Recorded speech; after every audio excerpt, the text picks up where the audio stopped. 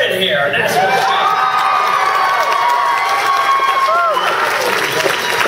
Before I get started, I want to introduce my wife, Carol. She's sitting over here. She's going to stand up.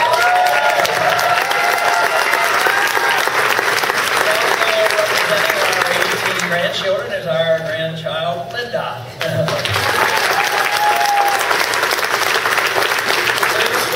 Such a nice crowd out today. I've been to Alaska a few times. I was up here during the military back in the 60s. But in 1988, there was a little campaign going on. I came through. Maybe there's one or two that were at those meetings back then. But anyway, Alaska is well known for their independent spirit and the notion that you don't need the federal government to tell you what to do.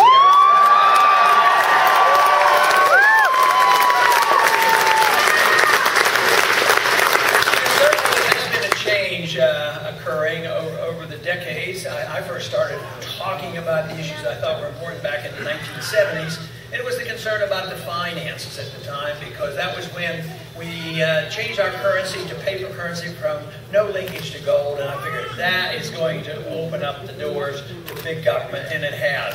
But the big thing that's happening right now is we're at the end stages. Yes, we limped along.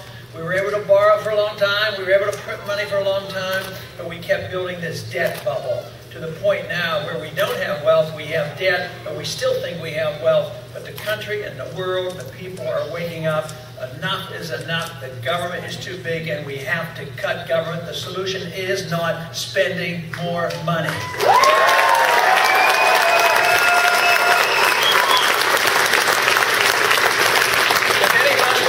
Financial trouble as an individual or as a business, and we couldn't borrow any money, and we're deeply in debt, and everything we earned went to financing the debt, we would know we would have to do something. We'd have to cut back, we would have to work harder, we'd have to get rid of the debt, and we'd have economic growth again. But Keynesian liberal economics teaches that if an economy slows up, the problem is that people don't spend enough money. And they never ask the question, well, maybe they don't spend enough money. It's because they don't have any. That might be the reason. Maybe they have too much debt. Maybe they maxed out on their credit cards. But they said they should nevertheless spend more money and go further into debt. And savings have no meaning. They don't believe in savings. But then when that doesn't work, they have another idea. They think that if the people won't spend to stimulate the economy, that the government should spend. And they've been doing that. And at times that seems to help until the debt burden gets so big. Now we're at that point where the debt burden is overwhelming, and all we do is when we spend and run up the deficit even more, it just makes the problem worse. So now we're running an annualized deficit of $1.5 trillion, and actually that's $16 trillion. We owe foreigners $3 trillion, half of it essentially to China. So this just continues, and the big thing that's happened compared to the 1970s, even the 80s and the 90s, is people are realizing this. I think our mess financially started about 10 years ago with the collapse of the NASDAQ bubble. These last 10 years have been a disaster for a lot of people. We've not had economic growth. We've had 30 million new people in our country in the last 10 years, but essentially no new productive jobs. So we have some wealth, but it's based on debt. But the people are starting to realize this. And also, there's another thing that the people know since the financial crisis hit, and it's serious, and spending is serious. They've also have come to the conclusion that one of the areas where we spend way too much money should be the easiest place in the world to cut. We should come together as Republicans and Democrats, independents, liberals and conservatives, cut the spending overseas and stop these wars that make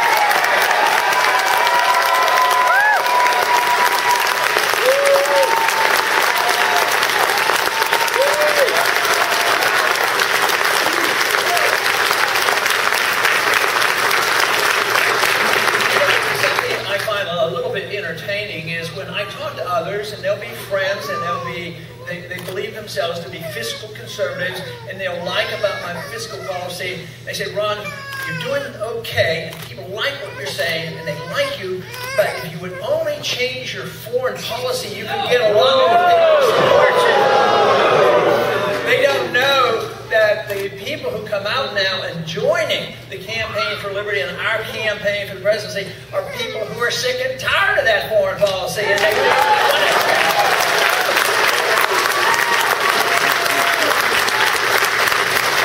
Foreign policy points out a very important issue because it's bipartisan. You know, they complain, they say, what we need is more bipartisanship in Washington. But if you think about it, we may just have had too much bipartisanship when they come to doing the bad things that they do in Washington. You're not supposed to criticize foreign policy. So if the Republican Party institutionalizes preemptive war and spending and going about the world and having undeclared wars, the Democrats run and say, well, we'll change all that. But they do the same thing. And so that is very bipartisan. Sure, it's good to be bipartisan or build coalitions between left and right and center, Democrats and Republicans, but you pick the issues. So the peace issue, the change in the foreign policy is one major issue that we can bring people together on and quit the nonsense overseas.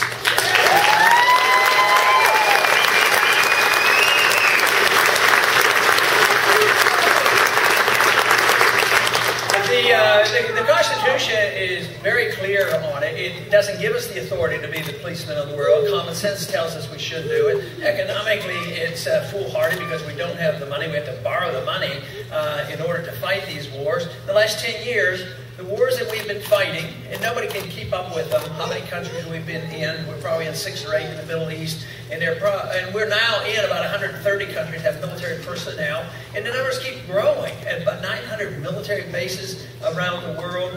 So what we need now is just to look at the authority of the Constitution. And they talked about foreign policy. They wrote in the Constitution what we should be doing, what we should not be doing, and they also gave us a lot of strong advice. So they said the war power is a very important power, and they detested the king. The king would start the wars and fight them overseas and come and tax the colonists. Then they'd send the troops over to invade our houses, invade our privacy, collect the taxes to fight the wars. And they said one thing, the king, the executive branch of government, should not be the one to declare the war. It should be the legislative body. It should be the people through the Congress to make the decision on whether or not we go to war.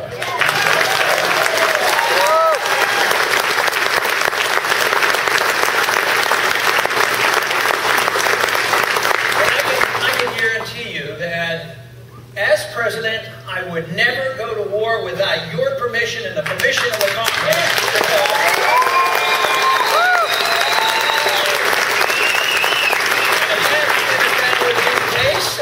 If it's necessary, it's for the defense of this country. We should all join in. We should fight it, declare it, fight it, win it. And if we have to go and leave the country to do it, come home when it's over and not stay in these places for years.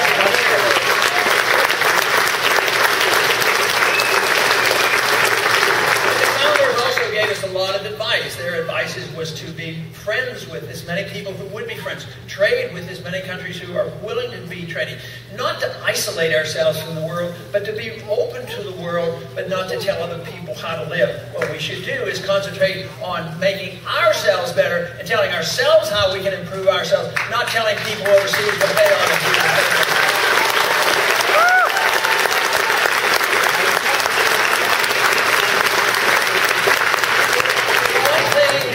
To these policies often do is they want to stereotype us and say, oh, you're a bunch of isolationists, you just don't want to do this and that, you want to blockade yourselves off and live by yourself. It is not that true. That is not true. It means that we don't get involved militarily, but it's the very group of people who criticize us for being isolationists are the ones who are always wanting to put sanctions on countries and close down trade barriers. They're the isolationists as far as I'm concerned.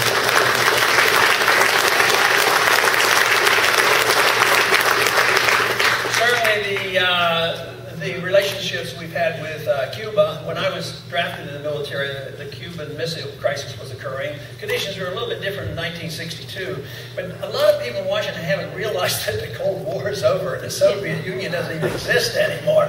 So I think it's time that we become less isolationist, that we do trade, but we talk with people of Cuba. I mean, the sanctions kept the Castros in power for 50 years. I would think it's time to say, it's time to open our doors and talk to the Cubans and let us travel and trade with Cuba. I think it would be the benefit to both of us to do that.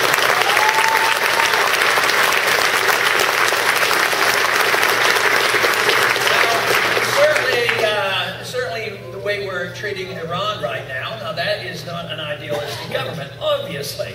And we should have concern about it. Who wants more nuclear weapons in the world? I don't. I want less. But you know, they don't have one. Our government, our CIA and the UN doesn't claim that they're on the verge of having one. But there are now factions in the world, and many in our government, that thinks that we should start bombing Iran because they might be working on something. But just think of 1962, the year I was drafted. The Soviets had 30,000 nuclear weapons, and they were militant. They had missiles, and guess what? To resolve that crisis, Kennedy and Khrushchev talked it out.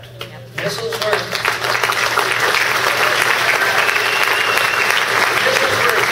out of Cuba, and missiles, not a lot of people didn't know it at the time, I certainly didn't know it, but missiles were taken out of Turkey.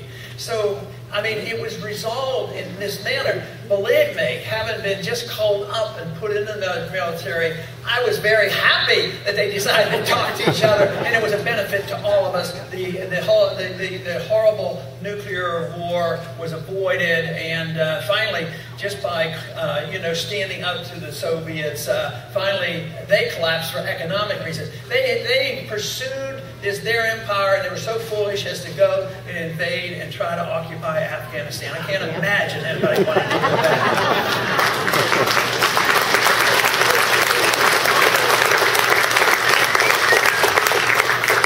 Save a lot of money with the change in foreign policy, we could be a lot safer. People say that we have to spend, we can't cut a nickel out of military. They said to make a nickel out of defense, and I think there should be a distinction. Just because you spend it on more missiles and bombs and helicopters and drone missiles, you're not better defended. Matter of fact, some of that gets us into trouble. People get annoyed when we keep dropping bombs on them. Can you imagine such a thing? And we're doing this with dozens and dozens of countries. We have declared war on the world. Because anybody where we think is a bad person, we have assumed that we have the authority to drop a drone missile on them. And you know, one time in one of the debates I made this very, very extreme statement. I said, why don't we start thinking about a foreign policy where we would incorporate the golden rule?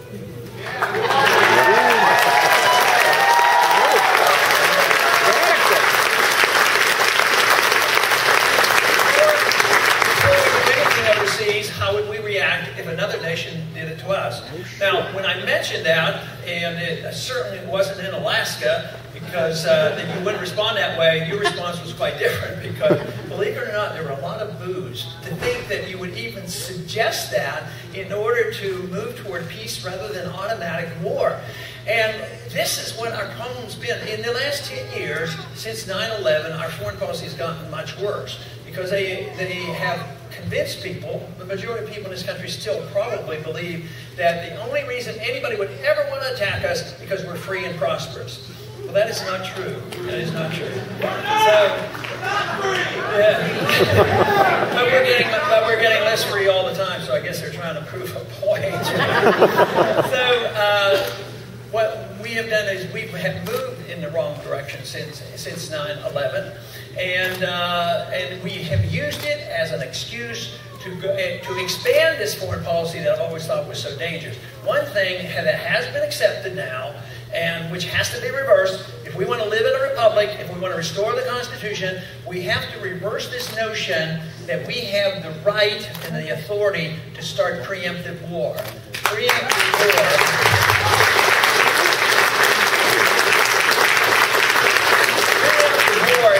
Aggression, that means we start the war because they might be an enemy someday. It doesn't have to be they attacked us or came and threatened us. Nothing like that. It's just that, well, the world's going to be better off. But then they have all kinds of excuses why we have to be in all these countries. Every once in a while, it has to do with oil and a few other things like that. So these trends are very bad, and because they're bipartisan, we keep doing more and more of it. And it is a major factor in our bankruptcy. National debt went up $4 trillion because of the wars we've been fighting. And right now, loss of life and limb is horrendous for us. It goes by. It's not like in Vietnam that we pay more attention to it. The numbers of deaths are lower. There's still a lot. There have been about close to 9,000 Americans died when you count the contractors in the wars that we've been fighting. That should be a significant number for us to pay attention. And then, well, what about the 44,000 individuals who are serving over there came over severely injured, loss of limbs, amputations, brain injuries. And also, there's a couple 100,000 who are begging and pleading for help from our Veterans Administration, and they're not getting it with post-traumatic stress syndrome. This is the kind of thing that we're irresponsible about. We have a moral obligation first to stop this, stop the bleeding, stop the wars, but we have a moral obligation to take care of those individuals that were put into these situations and unbeknownst to themselves.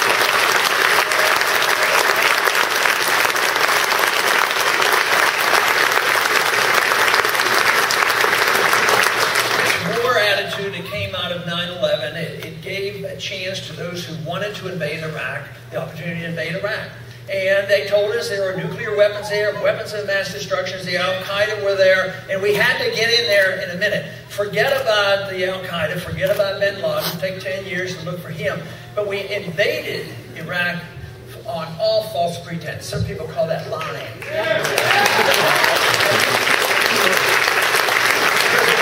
The weapons weren't there, Al-Qaeda was not there, Al-Qaeda is there now, and Al-Qaeda is leaving Iraq and going into Syria. Now we're getting ready to have another confrontation in Syria onto Iran.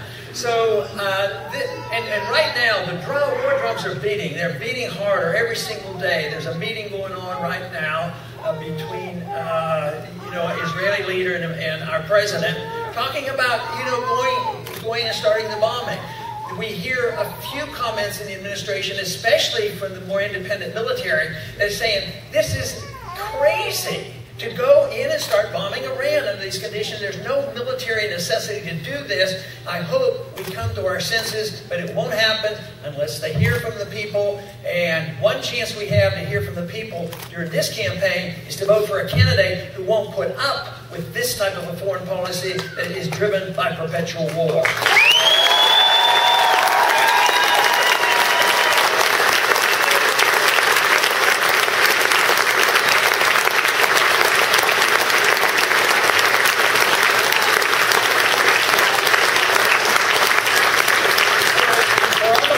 Before 9/11, there was a piece of legislation floating around that would be further intrusion, which has been systematically pursued in our, in several decades. Intrusion on our personal privacy, our personal liberty, our financial privacy, our medical privacy.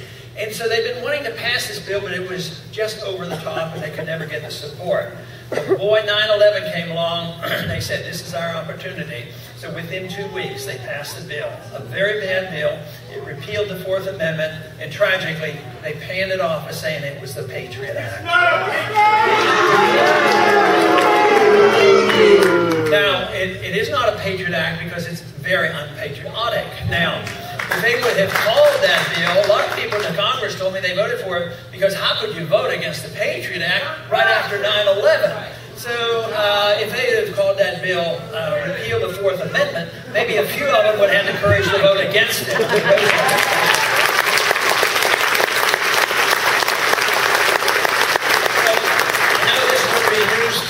But the fact is that if you come across the name of a bill in Congress and it sounds pretty neat, oh, that sounds like a good idea, you can be assured that the bill is going to do exactly the opposite of what the bill is called.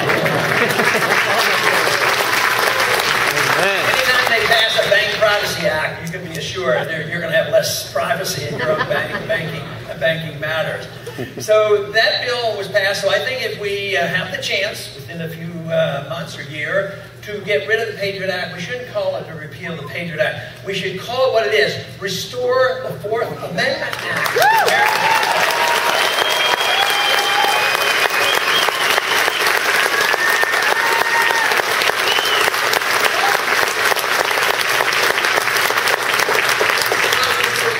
Privacy is the essence of liberty. If you don't have your privacy, if you don't have your property rights, you don't have liberty. You don't have religious liberty, personal habits, freedom. It's all taken away from us. So we have to emphasize the need to have privacy and personal liberty, protecting lifestyles, economic liberty, the whole works. Now, it continues to be undermined. So even though the Patriot Act's been very bad, the one thing is, if we get rid of the Patriot Act, you know what else we get rid of? The intrusiveness of the TSA.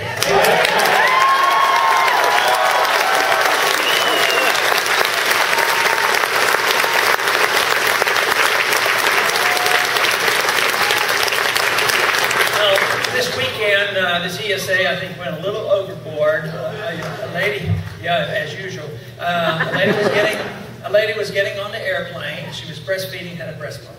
Yep. And they didn't believe her. They weren't going to let her on. They made her demonstrate it. I mean, that is how sick this is. Now, I keep thinking that when I look at those pictures of the TSA agents probing and grabbing and all the things that they do, whether it's the elderly or children or grown men, what they do, I think if we can look at those pictures and be complacent and say there's nothing wrong with this country, there's something wrong with us if we can't be outraged.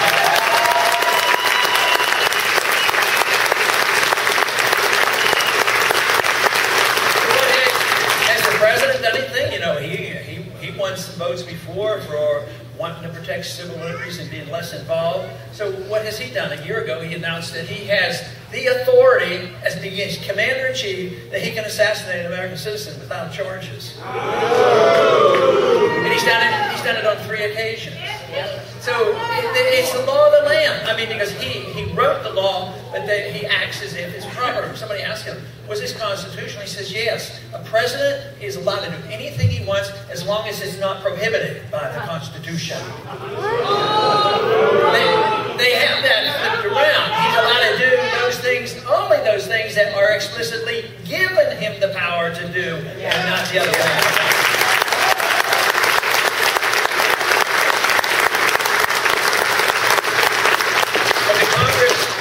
Hasn't been doing a very good job. That's why we need somebody else in the White House, and somebody who understands civil liberties, and somebody who understands foreign policy.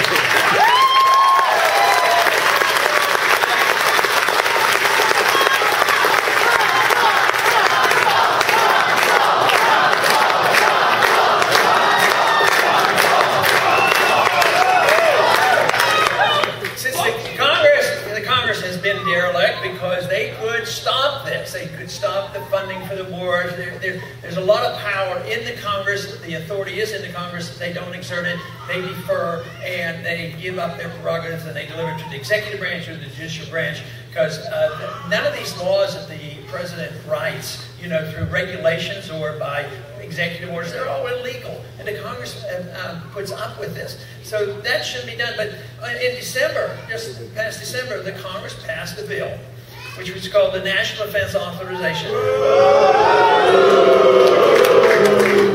And in that bill, it does just a minor little thing, a minor little challenge. It repeals posse comitatus. It says the military is now authorized to arrest any American citizen for civil or legal reasons, and that individual is going to be arrested and held, denied an attorney, denied charges, denied a trial, and put in a secret prison indefinitely. And the president signed that bill on January 1st of this year. That is the law of the land. So we obviously have a severe crisis going on here, a crisis against liberty. But the very good news is that there's more of you now than there has ever been before, and people are waking up in this country.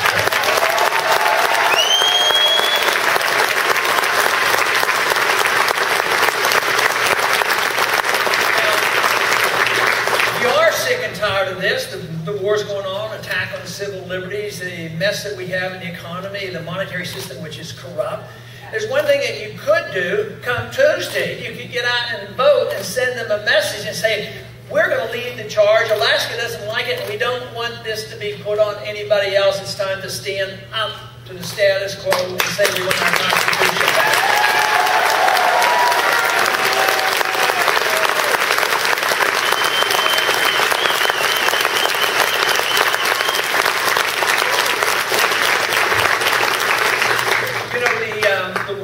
Overseas, whenever we're in war, there is always a temptation that people will give up their liberties to be more secure. It's been going on for a long time. and it's just not new. We did it during the Civil War, First World War, World War II. Of course, we locked up thousands of Japanese Americans and put them in concentration camps. Fortunately, it was not a strong trend, and we backed away from that. But what we need to do, though, is to make certain that people know there is an alternative. And the alternative is not that complicated. The alternative is just sending people to Washington who have actually read the Constitution, believe in it, and promise they will obey the Constitution.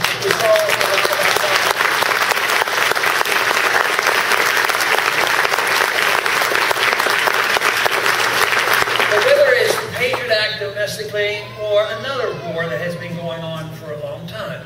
It's been around, not in our early history. It started in the early part of the last century, but really never got going until the 1970s, early 1970s, and that's the war on drugs. The war on drugs doesn't work, and we ought to reject the whole thing.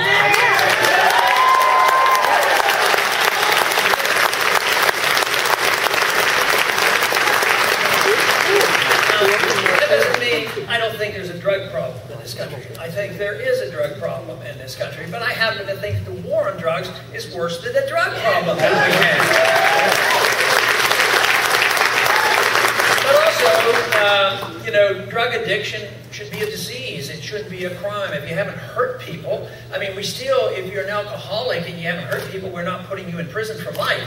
If you use the drugs that they declared illegal and you've used them 3 times, been convicted 3 times, never committed a violent act, you can be put away for life under the federal law.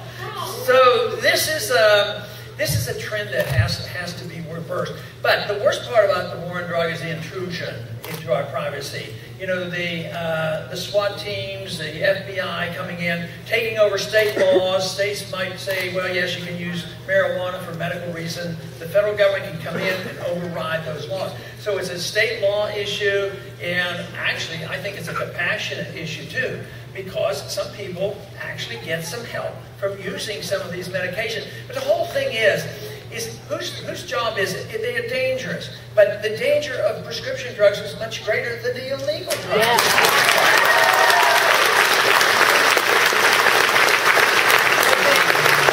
The bigger question is that in things that we do that could be dangerous, if we're not hurting anybody else, who is supposed to protect us against ourselves? If the government decides that they're going to protect you against yourself and everything you do, say, read, or believe in your religious value, if the government's there to protect you against those views or whatever you put in your body, believe me, there is nothing left to the concept of liberty. That destroys property rights. It destroys everything.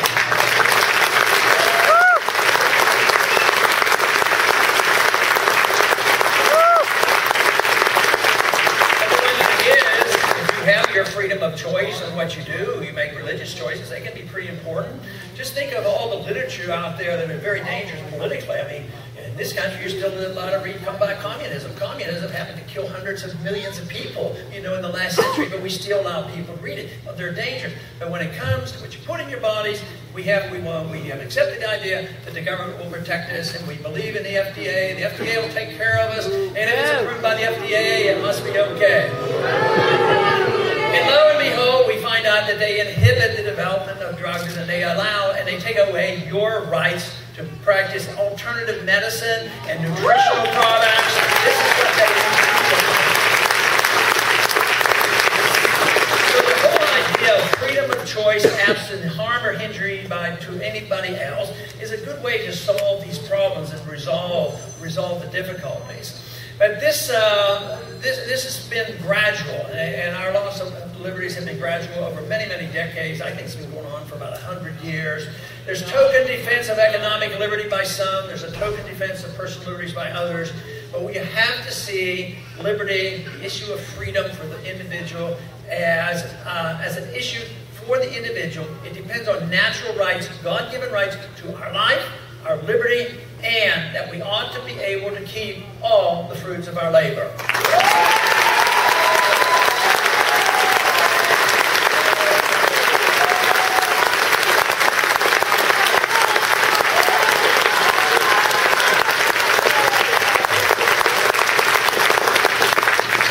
But we need more confidence in the concept of liberty and the marketplace, because the want to give everybody something for free, they get the moral high ground. If you say you're not for government housing, that you don't care about poor people.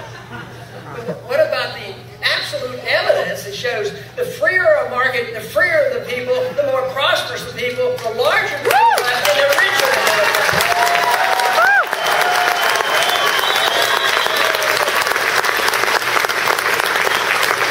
This whole idea that the government, can take care of us and they're going to give us stuff for free, that was the whole notion of the housing programs. It wasn't exactly free, but it was special interest. The government would create endless credit, and then we would have these programs that would say that everybody qualifies, and lo and behold, a lot of people had houses, a lot of people had 2 houses, and all of a sudden the bubble that was very obviously burst like we anticipated it would. But who benefited? The people who were in the business of generating mortgages, the people who started gambling with derivatives, the people at Fannie Mae and Freddie Mac making huge salaries, generating a bubble that leaked over into automobiles and everything else, and finally that thing came down on its head. Then the people who were into bankruptcy, they were saying, you have to bail us out, you have to take care of us, we're too big to fail, there will be a depression if you let us fail. They're right about one thing. There would have been a depression, but it would have been their depression, not your depression.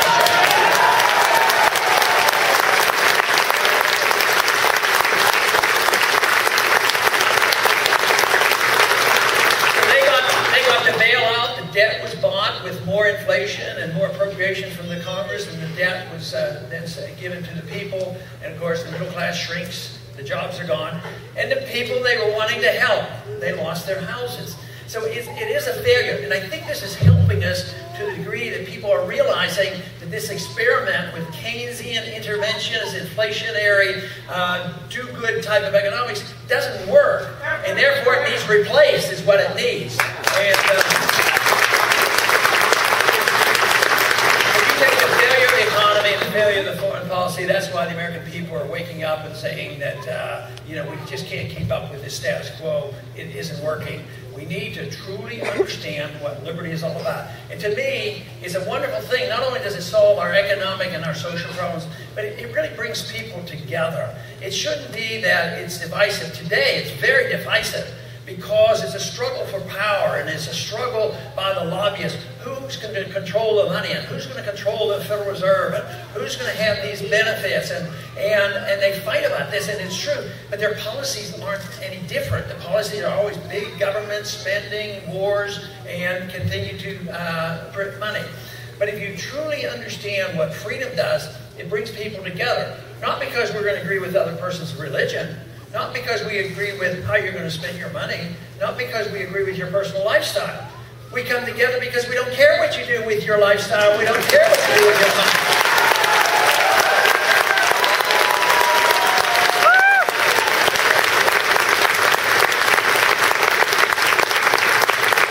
Therefore, this message is open to a lot of people. And it's one of the reasons I do believe there were 2 polls done recently. One, that myself as a candidate appeals more to the middle class than all the others. And also, the policies that I'm advocating, when it's put up against Obama, we do better than any of the other.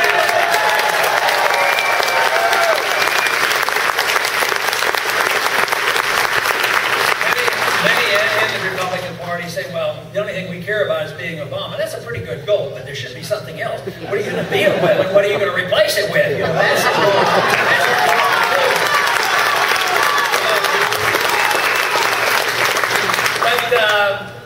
We now are at a stage where we'll have to make some major decisions. The status quo won't be maintained. You can't maintain this spending and this inflationary system. The wars eventually drain us, so we're at a stage where we have to make this decision. And we have to ask one particular question: what should the role of government be? The founders asked that question, and they certainly did not like the role of the king. And they wanted to repeal the king, and they wanted to take powers away from the executive branch. They wanted to have sound money. They knew what runaway inflation was like with the continental dollar, and they were very explicit about the monetary issue. They said only gold and silver can be legal tender. You cannot print paper money. And they also said there was no authority given for a central bank. No authority.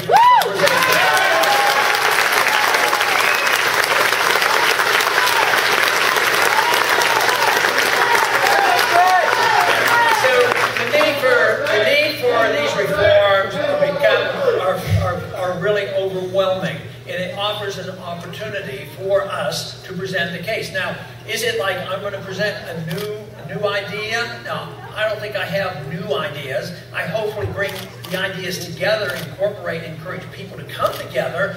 But you know, the ideas of liberty have been around. The founders understood them a lot better than most people, all the people in Washington right now. But what we need to do is pick up where we left off. And we were never perfect. We never had a perfect monetary system. We never had a perfect understanding of the welfare state. Even early in our history, you know, railroads and others got benefits. So it was gradual encroachment on this philosophy. So this is something where we can go back and make it better. We have a better monetary system, a better understanding of liberty, and a better understanding of the necessity for world peace. You have to have a different foreign policy. You know their argument? They say that, and they come in with this sort of moralistic argument. They say, yes, but America is an exceptional nation. We are a great nation, and therefore we have this moral obligation to promote ourselves and force ourselves on other people. Now, I believe there have been some things in our country. We have a great constitution. We were at one time very wealthy, and we were an exceptional nation. We aren't that right now, but I think what we should be doing is working on our exceptionalism, making sure that we do have sound money and free market and prosperity and offer peace. But then, if we do a good job, then maybe some people around the world would look at us and say, you know, America is a great place. Why don't we try to emulate Americans? Can you imagine how much better that would be than us canceling all our goodness by going on and invading countries and saying, you'll do it our ways, you will have elections like we do, and they do, they have elections, we don't like who's elected, so we don't like it, we get rid of them. You know, it makes no sense. I would say, let's work on building the standards for America, and so other people will want to emulate us. It's a much better place.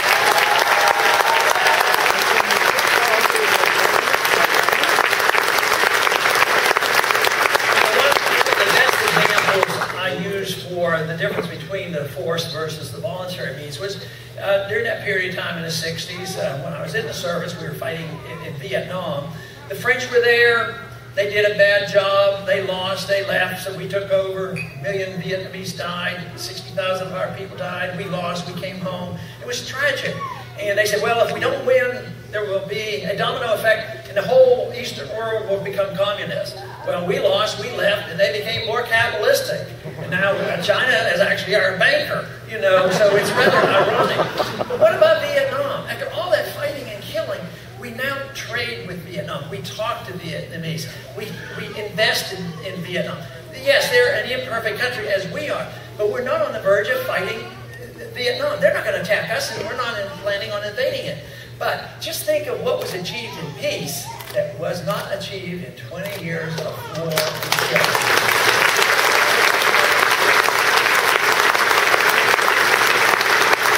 I want to close by asking, will anybody be voting on Tuesday? Yeah!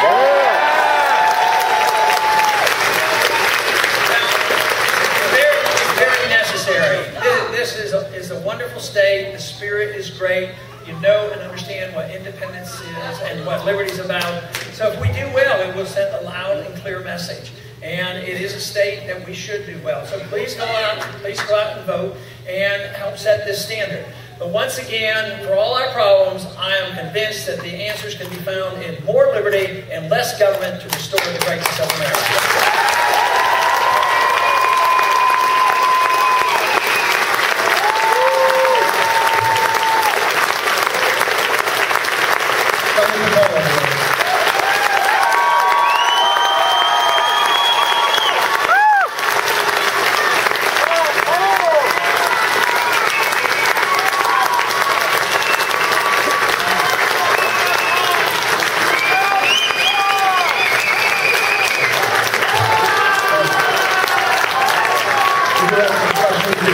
Submitted by some of the members of the audience here. I had a box out front that people submit questions to. Just do these quick, so I'll just get right into it. Figured I'd start with a little bit of some local issues up here. There's a lot of talk about closing Eielson Air Force Base, which is located just outside of Fairbanks. And so this person's question is, why don't we close all the overseas bases first? Why Why don't we close all the overseas? Oh, yes. Okay, we started by closing air bases. You know, in the 1990s, we had the commission set up. The Congress reneged on their responses to make this decision, and they said there were a lot of inefficient air bases and military bases in the United States, which was probably true. So the commission came back and said, close all these bases. At the same time, they were building bases overseas. That was when we were building a base in Saudi Arabia, which precipitated the hatred toward us, which led to 9/11. So the answer to this is, yes, we need to close a lot of military bases, but I believe we should close them down first overseas. Yes. And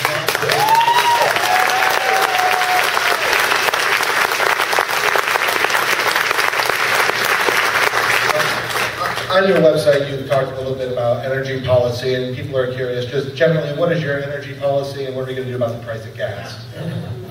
Well, you know, a couple of the other candidates were saying, you know, elect me, and I'm going to do A, B, and C, and I'm going to get your price of gasoline down to about $2.50 or something like that. Well, they're not going to be able to do that because the price of gasoline is basically up because the value of your dollar is down. Right. If you stop the inflation, that would help stop the bleeding, and prices could come down to some degree by that. But you need more supplies, and we need more supplies. We need less regulations. We don't need, you know, Uncle Sam telling the state of Alaska exactly when you can drill, what you can do. It should be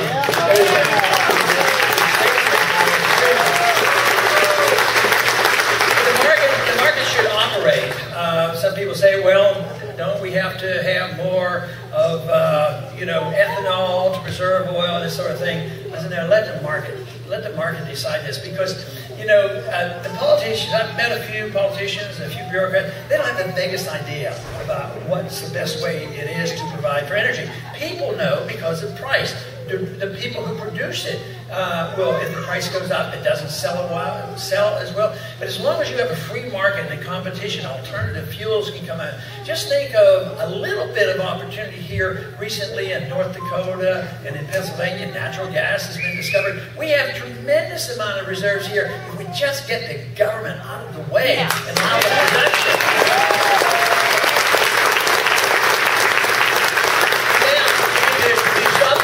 And have more competition, then I think our prices could come down, but at least they would quit going up. But increased production, prices should come down.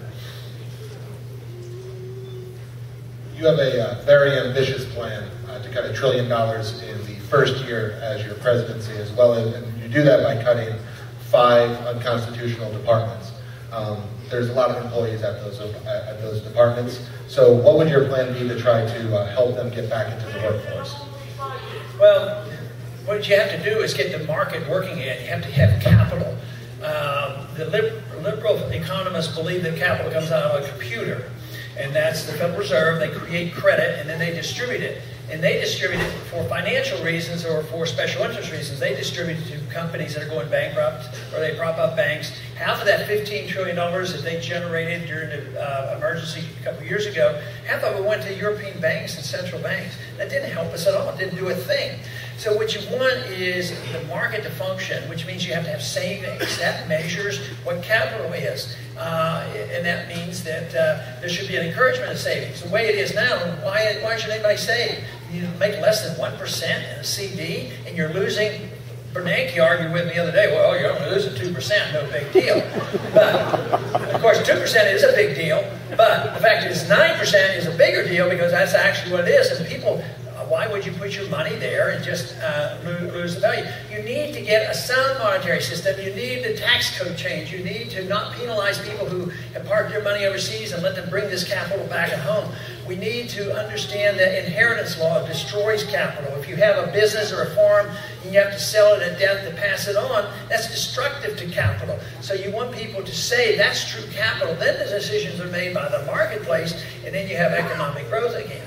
Interference in labor law is a major obstacle for the states who have done the worst in our country, have been dominated by labor laws, and wages were pushed higher than the market. And even those companies that were in the South, right now there's a big plant, Caterpillar is building a big plant in my district in Texas because we don't have a state income tax and we don't have, we have a right to work state. So local laws can make a difference.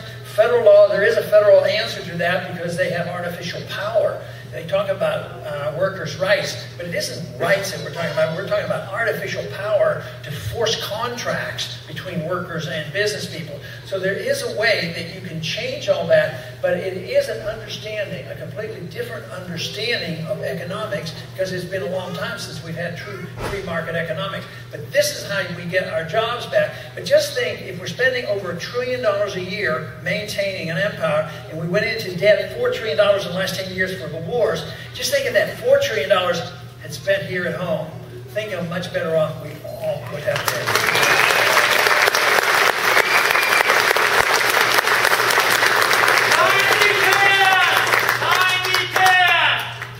This question is from a teacher up here.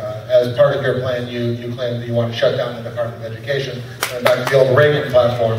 How would that help benefit teachers up here in Alaska and just generally across the country? Well, there may be a few teachers that like No Child Left Behind, but I haven't met very many of them. Well, you can start off with constitutionally. Article 1, Section 8 doesn't say the federal government should set up a Department of Education and tell the local school people how to run their school.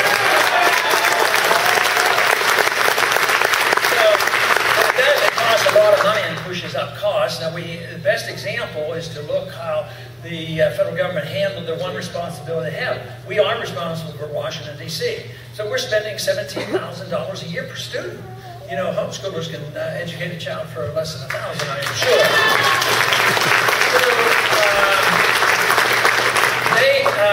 So, the Department of Education is very, very bureaucratic, and it regulates to the point where it undermines education. Now we're involved in secondary education. Secondary education is down in quality, and price is up.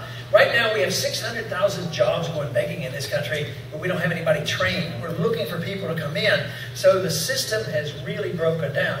But no, I think that it is. It's the department I listed at the top of the list. We don't need the Department of Education. You don't want your school districts.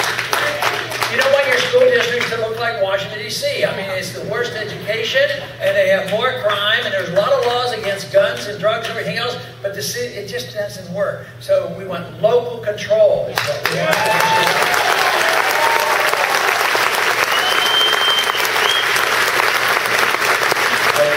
This will be the last question. Just want to let everybody know there's about 700 people in this room. There's about another 200 in our overflow room, plus about another 100 in the hallway. That means there's about 1,000 liberty lovers here today.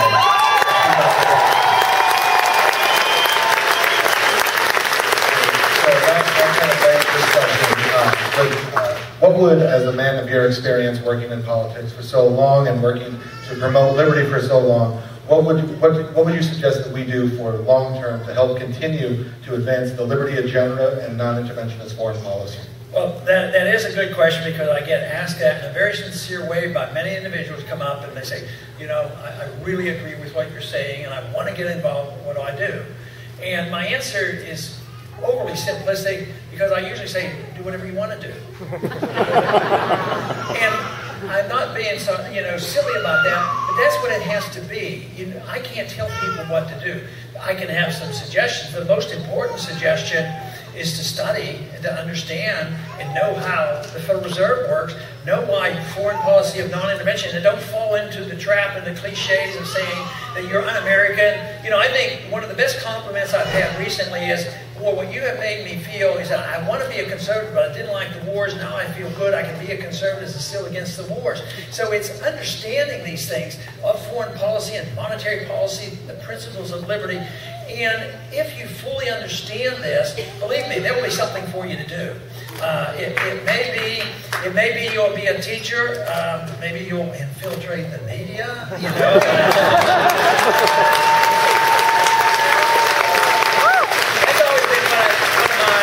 Biggest frustration when I go to a free market Austrian economics, and I don't think they're insincere, but the questions just aren't too appropriate for what I'm doing, and because they haven't read Human Action or Mises or Hayek or So education, I had a lot of trouble finding the books and studying early on when I was looking. Probably to get people to read that, and anybody who would come to a group like this, you have to have curiosity. You have to have curiosity of what makes the world tick and how can we make it a better place. If you don't have that, you'll just be in this business of being political.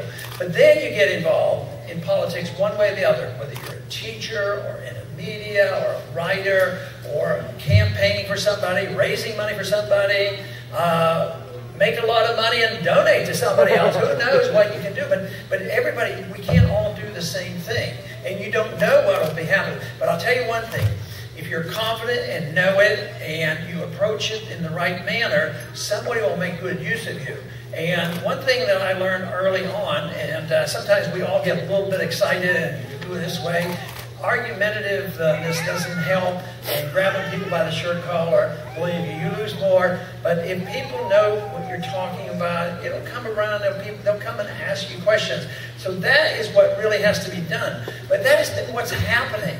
And that is why I think we're ready. It isn't like this is just starting. It's been going on for 20 or 30 years. People have been studying.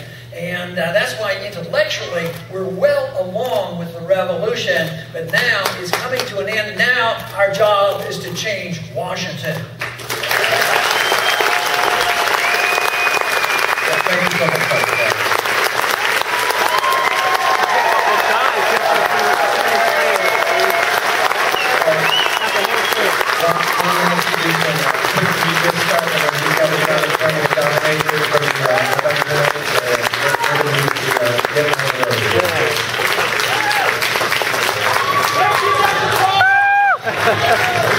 Thank you, Dr.